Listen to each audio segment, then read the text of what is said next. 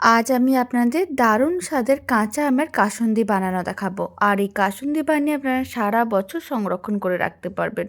প্রথমে আমি কালো সরষে নিয়েছিলাম 100 গ্রাম, 50 গ্রাম সাদা সরষে।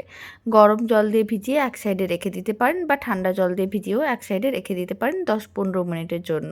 আর এদিকে একটা কাঁচা আম নিয়েছি, খোসাটাকে ছাড়িয়ে তারপরে আমটাকে ছোটো ছোটো স্লাইস করে ছোটো ছোটো টুকরো করেই কেটে নিতে হবে। এখন আমের টুকরোগুলোকে নিয়ে রেখে দিতে হবে।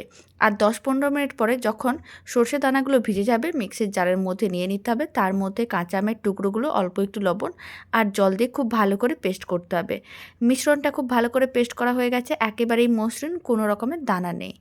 এখন একটা কড়াই নিয়েছি, তার মধ্যে আমি 500 ml মতন জল নিয়েছি, অল্প একটু দিয়েছি হলুদ গুঁড়ো আর দিয়ে দিলাম 50 গ্রামের মতন চিনি। খুব ভালো করে মিশিয়ে তারপরে ফ্লেমটা লোতে রাখতে হবে। সর্ষে ও কাঁচা আমের পেস্টটা দিয়ে দিতে হবে। লো ফ্লেমে খুব ভালো করে মিশিয়ে নিতে হবে।